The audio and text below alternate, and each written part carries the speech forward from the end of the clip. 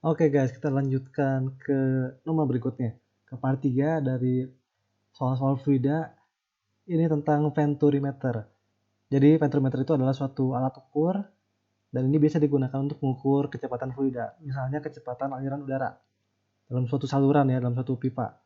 Kita di sini di soal ini digunakan untuk mengukur aliran udara yang punya massa jenis sekian ini fluida udaranya. Dan kayak gini nanti peralatannya. Pertama di sini ada pipa yang besar dan ada pipa yang kecil. Jadi nanti udara akan mengalir bergerak dari sini ke sini. Dan kedua pipa ini yang berbeda ukuran ini dihubungkan oleh manometer namanya ya.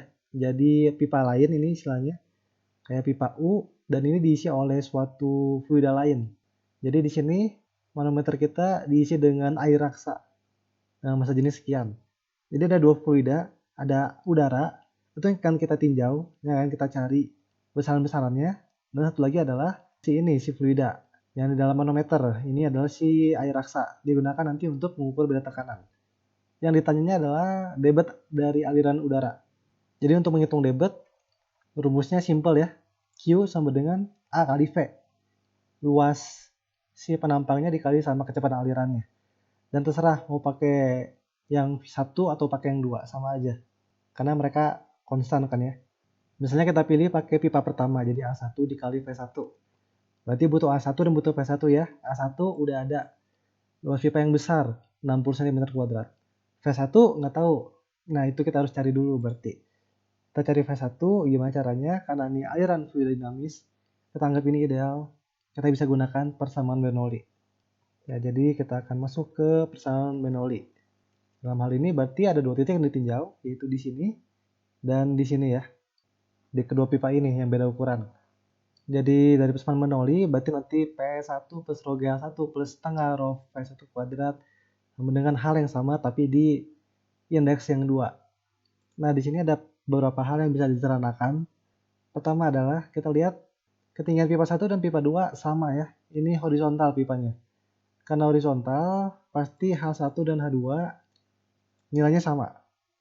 Jadi ini bisa kecoret ya. Ini nggak usah dipikirin jadi. Karena pasti akan kecoret kiri dan kanan. Ya, jadi kita akan punya persamaan seperti ini.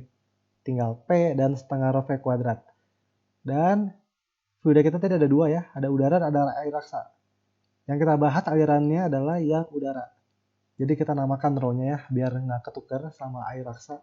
Rho U gitu. Rho udara. Nah sekarang ada V1, ada V2. Dan kita tahu keduanya bisa dihubungkan melalui persamaan kontinuitas ya. Jadi dari kontinuitas itu A1 V1 sama dengan A2 V2. Dan karena kita pengennya nyari V1, kita eliminasi V2. Jadi V2 berarti A1 per A2 dikali V1. Jadi kita bisa langsung substitusi V2-nya ke sini ya, A1 per A2 dikali V1. Dan dikuadratkan. Jadi nanti ini nanti jadi kayak gini ya, setengah rho U A1 kuadrat per A2 kuadrat dikali V1 kuadrat. Oke, kalau udah ini enaknya kita kelompokin ya. Sesama P di kiri sama rho V kuadrat di kanan biar enak. Nanti kita peroleh P1 min P2 sama dengan sekian. Jadi setelah dipindah ruaskan dikelompokkan karena sama-sama ada setengah rho U. Dan P1 kuadrat juga sebenarnya bisa dikeluarin ya. Karena di kedua suku ada, jadi nanti akan jadi seperti ini. P1 min P2 sama dengan setengah rho U bla bla bla bla. Oke, jadi informasi A kita udah tahu semua ya. Pipa yang besar, pipa yang kecil, luasnya ada. Rho udara juga ada. Berarti kalau mau nyari V1 kita perlu P1 min P2. Beda tekanan antara pipa 1 dan pipa 2. Dan ini bisa dilihat dari manometer. Jadi ada beda ketinggian. Oke, jadi berdasarkan prinsip Bernoulli ya, kita tahu ketika kecepatan aliran tinggi, tekanannya rendah. Sedangkan kecepatannya rendah, tekanannya tinggi. Jadi di sini V1 jelas lebih kecil daripada V2 karena luasnya kan lebih gede ya. Oleh karena itu, kecepatan alirannya kecil, tekanan di sini besar. Jadi ada tekanan yang menekan si raksa ini. Di sini juga ada. Oke, jadi ini P1, ini P2. Dan karena lebih besar dia tekanannya, maka ini lebih ke bawah nekannya.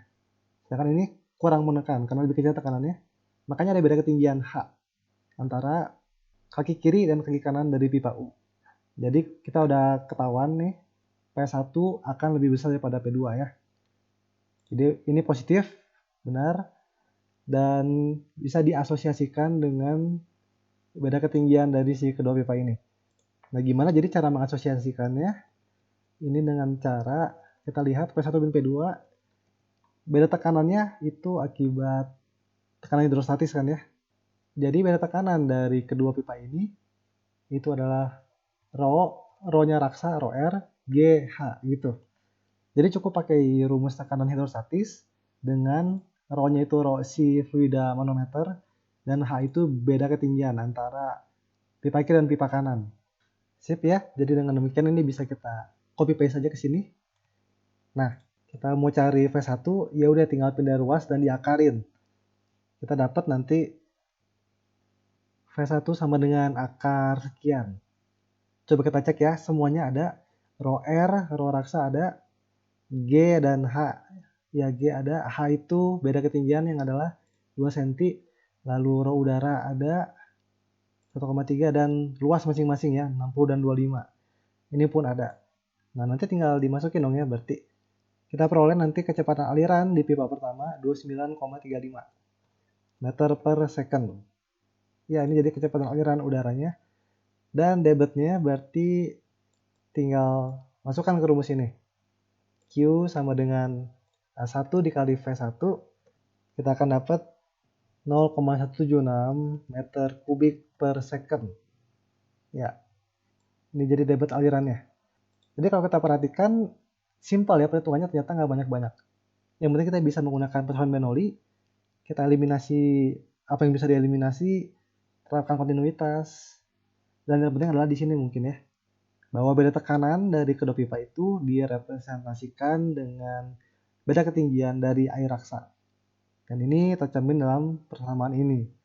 P1 min P2 sama dengan rho raksa dikali GH. Sisanya nanti tinggal pindah ruas dan sebagainya ya. Oke, sekian untuk pembahasan soal kali ini. Semoga ini membantu kalian lebih lanjut memahami persamaan Bernoulli. Sampai jumpa di soal yang berikutnya. Terima kasih.